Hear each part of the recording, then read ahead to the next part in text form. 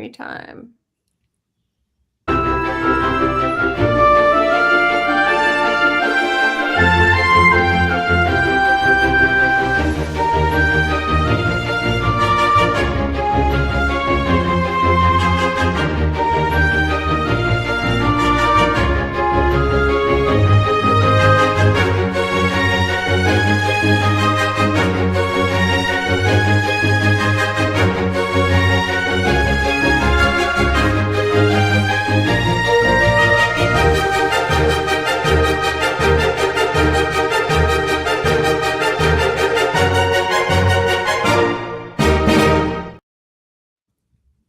Hey, Magic Makers. I'm Mombirella.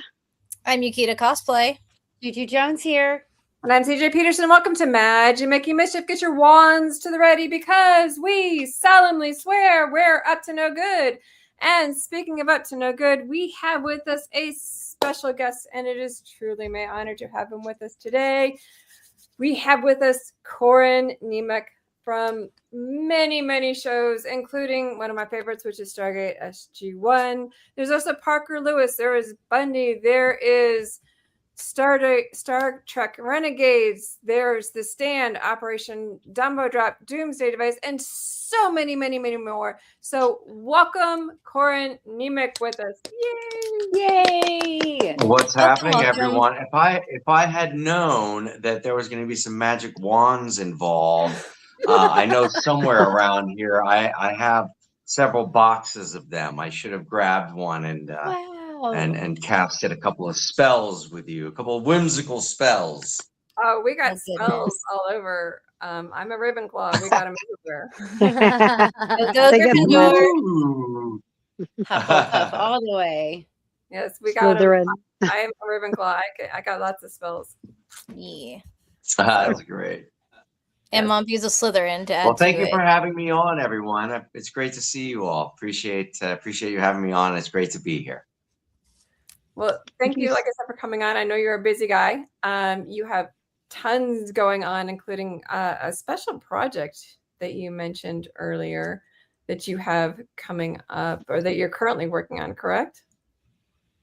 Yes, I'm in the editing process. We do have one more day of shooting coming up in next week, actually, because we had some actors that weren't available during the time period of our primary shooting schedule. So we had to kind of schedule a satellite shooting sequence. It's a scene that's between Tara Reid and Jason London and some other actors. Wow. Awesome. Um, And But this the this story sounds like itself, it's around. I guess I'll go ahead and.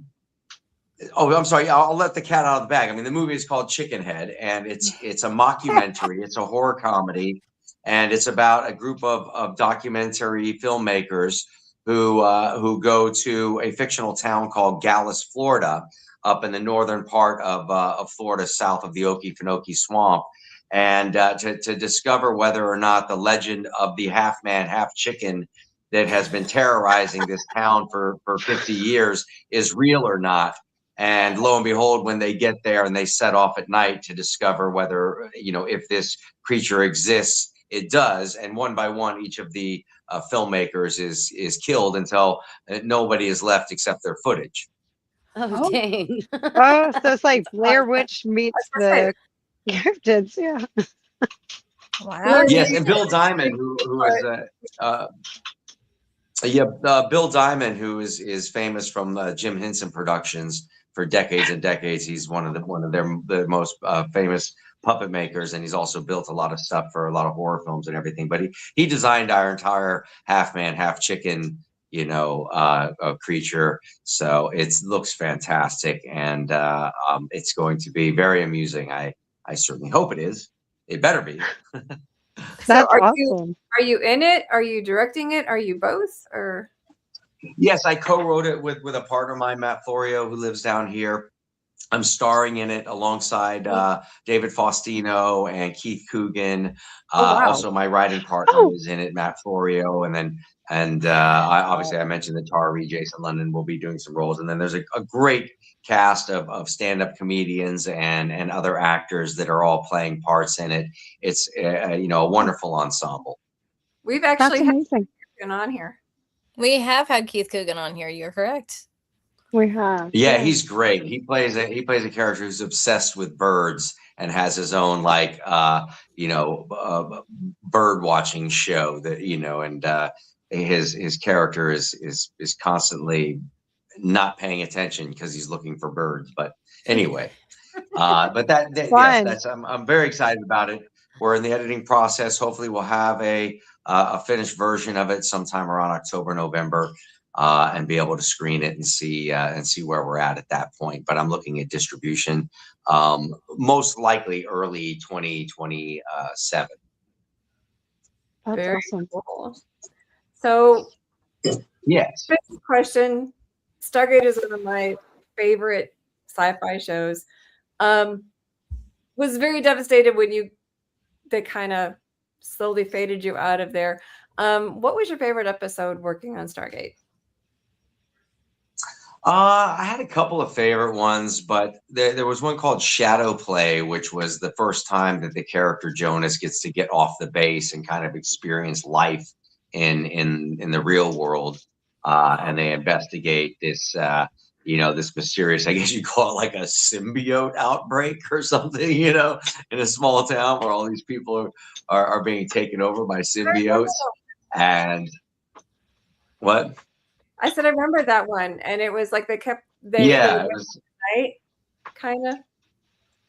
It was kind of like an X-Files-ish kind of episode, and it was just a lot of fun. It was different than the other stuff we were doing, and it was an opportunity to play with different, with the character a little bit, and what is his response to being off base, and it was also a really cool storyline. But that was one of them. There was another one we did an Antarctica episode where we built like a big chunk of Antarctica on a huge sound stage with crazy air conditioners that brought the temperature down to like 38 degrees and had snowmobiles they were driving around on set. And I mean, we're in a sound stage and they're like driving snowmobiles on it.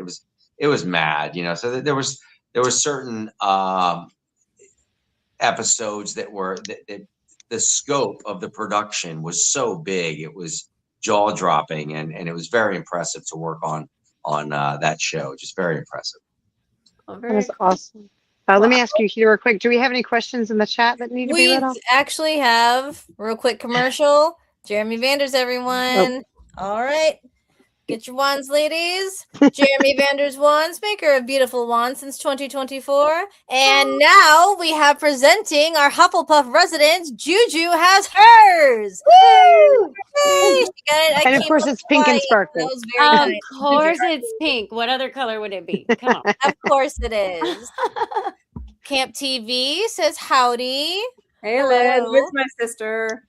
That's very kind. Look at that. And Super Hubby says, so I have to admit, I'm a huge fan. However, my wife is an even huger fan. That's my hubby.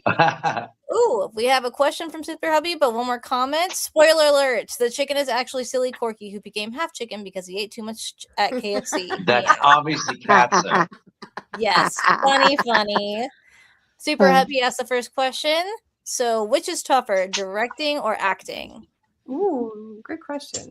I would say that doing both at the same time, that's really the toughest part. I mean, directing can be extremely difficult depending on how complex the story is you're telling.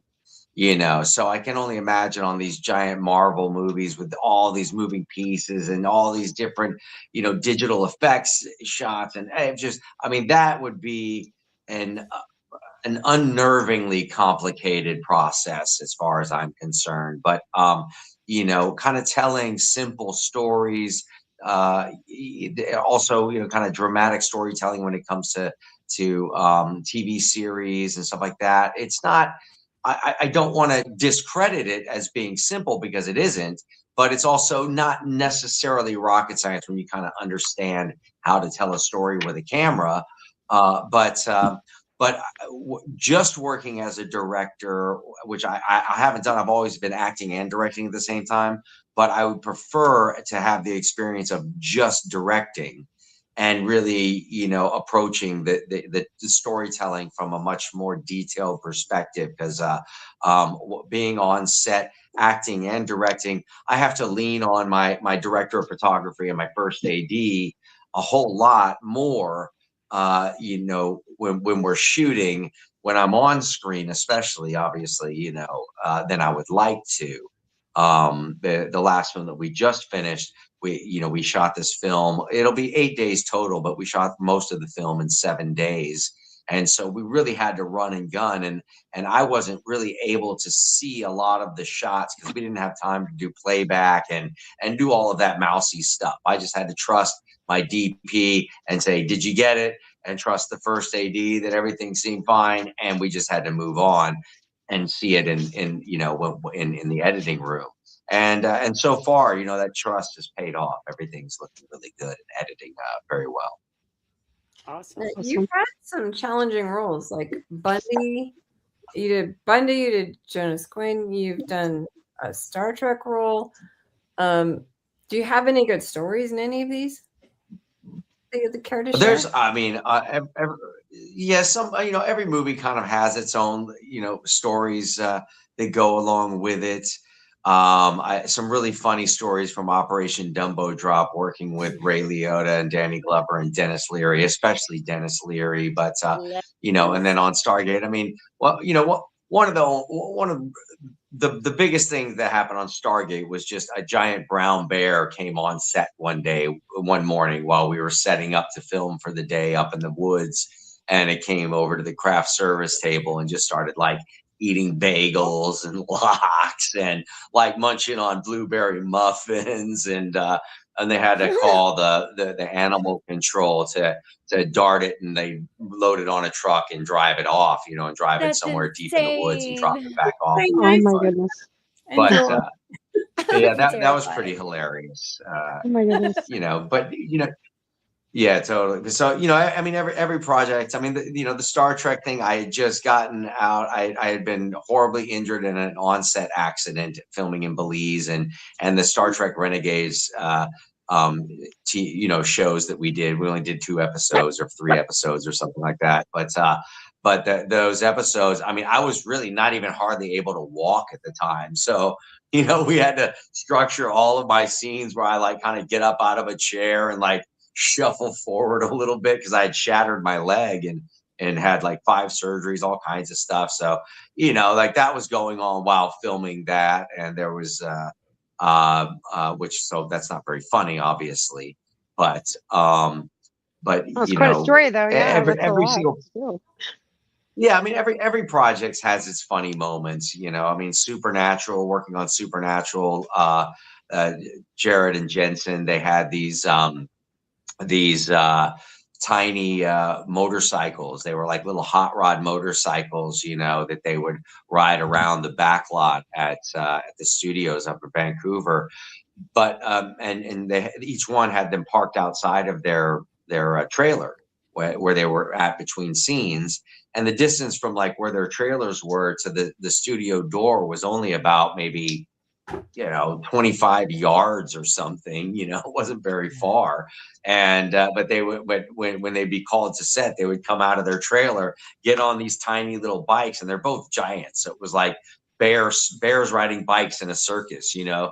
And they'd get on these tiny little motorcycles and start them up, and they'd drive 25 yards to the entrance of the studio, put the kickstands down, park them, and then like walk onto set. And then when they leave set, they do the same thing and drive back to their. I'm like, these guys, I mean, they're having way too much fun making this show. This is just ridiculous.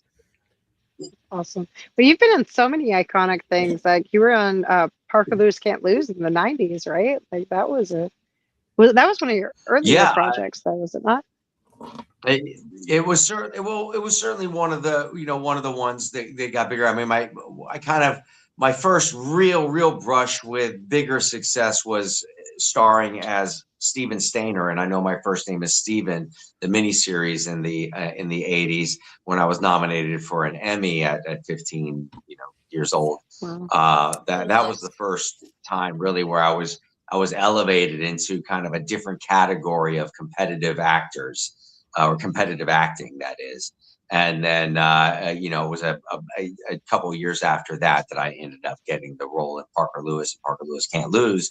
But I really got that part because of a very, it was a single episode of a pilot that was released as a TV special that was produced by Eddie Murphy Productions and CBS, called What's Alan Watching, that Eddie Murphy himself was also in, but I was acting alongside, you know, Barbara Barry and Peter Michael Getz played my parents, and Fran Drescher was my sister in it, and Pauly Shore was my nemesis, and all, you know, it was and this great collection of actors that were doing spots on it. And it was similar in vibe to Parker Lewis Can't Lose. It was kind of quirky and weird, and it was outside the box. You know, it was the story about this kid named Alan who had a crazy family life, and I played Alan, and his escape was television.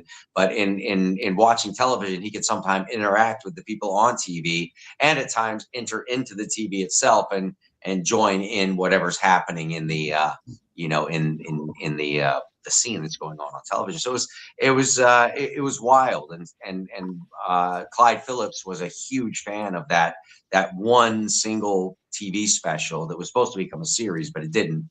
And he just thought of me as being the right person to play Parker Lewis several years later when he got the green light over at Fox to do the series. So I kind of walked into it already, you know, having kind of gotten the nod of approval from the creators of the show.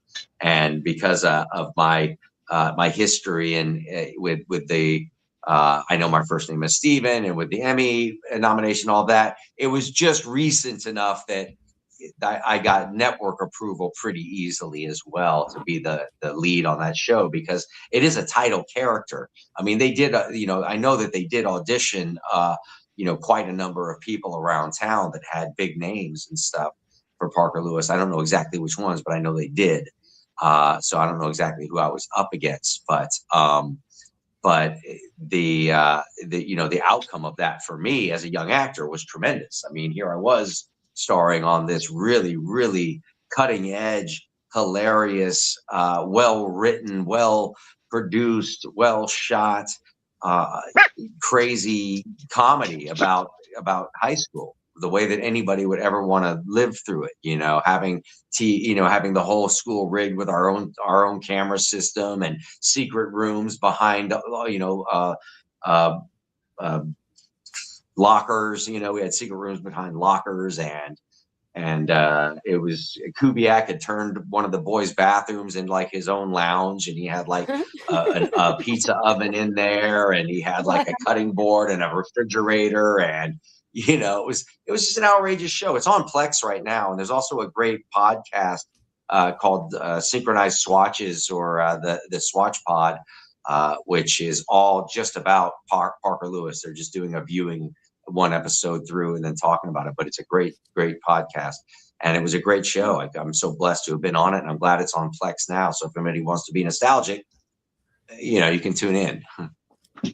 Very cool. I love that. I have a question it's from my friend Jeremy Mancuso. He says, would there be a potential SG1 reboot?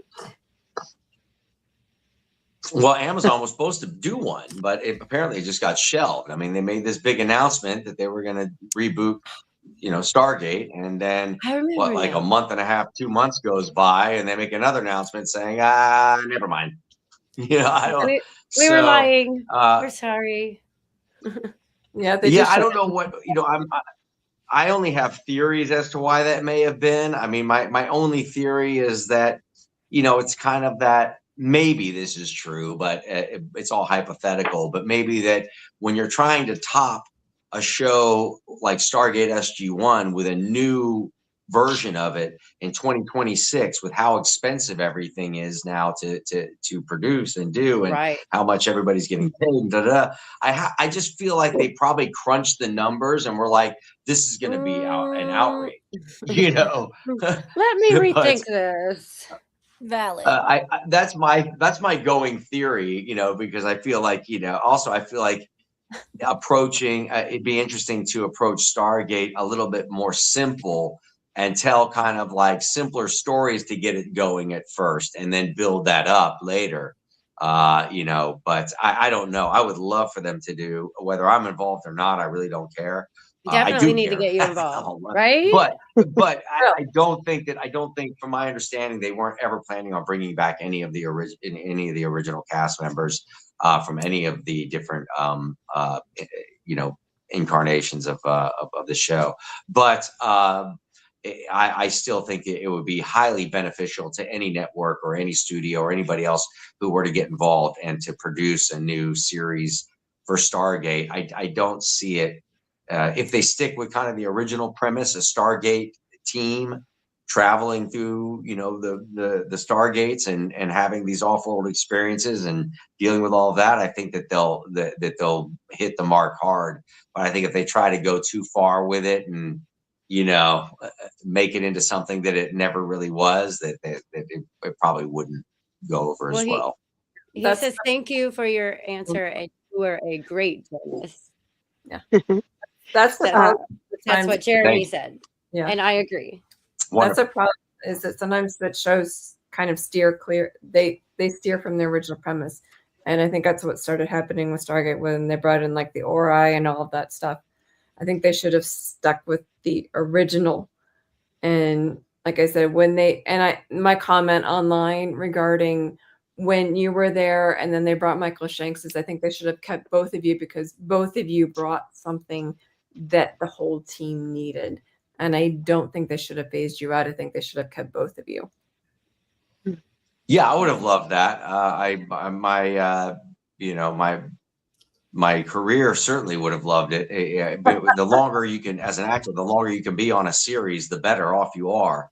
Gainful employment is always tough in the arts and entertainment industry, as anybody knows. And that doesn't matter how much work you've done. You know, it's incredible. I mean, I'm very blessed to have worked with the kind of consistency that I've worked with over the years, including having numerous films coming out, up this year. One so called cool. Myra, that's an action adventure. Sorry? I said that's so cool.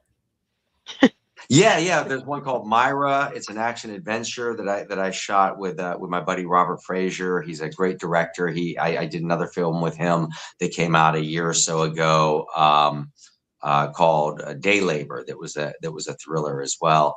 This is more of an action adventure, but that's coming out hopefully this year for sure.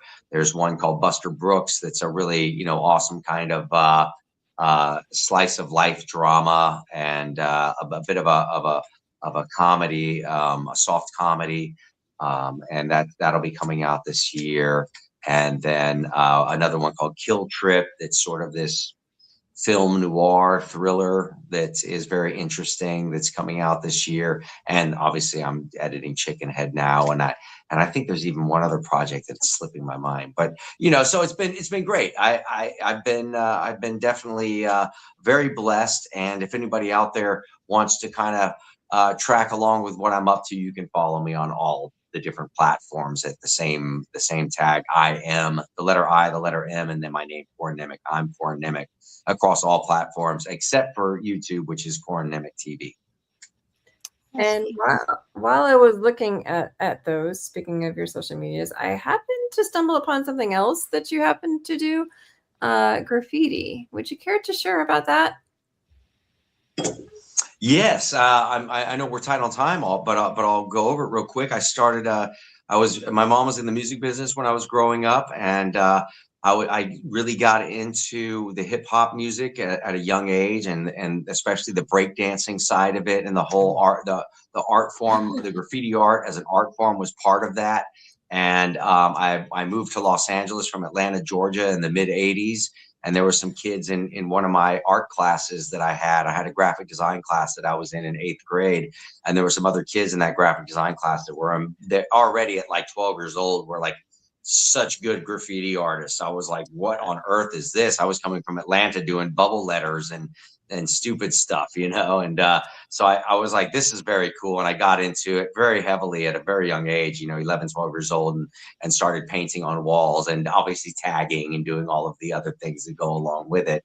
But it's been such a passion of mine my whole life that I never stopped. I mean, I still paint, you know, even to this day, not as often as I did in the past, but I still continue to paint. I was doing custom paintings and things like that, and a lot of street art. I've traveled all over the world doing street art and painting and doing festivals, and my work is in a number of coffee table books. But people don't even know that it's Corin Nemec. They just think it's Pike 169 from TCF, the Chosen Few, which is the graffiti crew that I've been in since the 80s, you know, that still is active today. And so, you know, it's wild. So my graffiti website is the 169. So it's at the 169 on Instagram. And that has all of, you know, you'll see that I haven't been as active in the last number of years, but I do some more mural stuff recently, which has been great. But yeah, graffiti has been a huge part of my life since I was a wee lad. Well, I happened to catch it on there, and I'm like, that's really cool. So I wanted to make sure to talk about that as well. Yeah. Is there anything in the chat real quick before we have to wrap up? Yes. Little cat emoji. Cute. Let's see. Super Hubby said, met Danny Glover. He was awesome. Dumbo Drop was great. I have seen Dumbo Drop. It was great. A great movie. I concur with that. Yogi was on the wrong set, says Jeremy Vanders. Sure. Also says, would like to see what they're doing with Stranger Things and Firefly in cartoon form. Well, you're going to stick around and find out, bud. Let's see. And Super Hubby has a good question. You've been injured on set a couple of times. Any advice for recovering faster? Do what the doctor tells you. Period. Right. Like, don't think, oh, I got this, I know what to do. Like, you know, when I had my injury, I literally was like, how much physical therapy do I need to do? How much is it? Okay, let's double that. Let's do as much physical therapy as, you know, the production insurance has allotted for this. I want to do it all. I don't even care, you know how long this takes. I want to make sure that I have as full of a recovery as I can, because up to that point, I'd always prided myself on doing a lot of my own stunts and action stuff and all of that, and it was a blast. And after that injury, you know, basically I have to be very careful when it comes to that kind of stuff. So, you know, after that injury, I sort of segued into doing a lot more like Lifetime channel movies and stuff like that, instead of those, you know, sci-fi creature feature action stuff. I sort of, you know, leaned in a different direction and tried to focus more on, you know, whatever other dramatic or comedic roles I could do that don't entail me potentially injuring my already injured self. That part. Right. Well, we have a few minutes left. Is there anything you'd like to add? Well, I'd just like to add that that all four of you are wonderful, magical little wood fairies, and it's such a pleasure to be here with you all. Obviously, everybody, make your wishes for a great future for all of humanity, and wave your wands around, and so mote it be. That's right. Thank you so much. Well, thank you for coming. Said, so it shall be. Coming on, you're an amazing guest, and like I said, you made my birthday month, so thank you so much. And actually, my birthday week. Yes, so and happy early birthday to you. Tomorrow is the big day, but happy birthday to you now. I appreciate it so much. So if you to learn more about him and his work, you can head over, as he said. Instagram right now is the one that's scrolling across. It's IMCORINNEMEC. So make sure you spell that correctly. You can reach out to him and check it out. There's tons on his Instagram. I know that he's on Instagram, he's on Facebook, he is on Twitter as well, or X, whatever you choose to call it. Yeah. You can also check out his project that he says is going to be coming out soon. Next week we have heavy metal Christian artist Jason Wayne. So check it out next week. It will be at the same time. Awesome. box. Thank you those who wish me happy birthday. Mombi, make sure to take us out. And Corin Nemec, thank you so much for making my week. Mombi, It's my pleasure. You made mine. And y'all make sure to smash that thumbs up real quick, guys. And if you're not following us already, CJ Peterson, Mombirella, Juju the Cosplay on Instagram, Yuki the Cosplay on Instagram, and CJ and me are on YouTube, TikTok, and all the things. So then, guys, share this out because you have some awesome stories. Thank you so much for sharing with us. We really appreciate it. And you betcha. get your wands up. Awesome. Get your wands up, guys, because it is time. Mischief managed. Bye.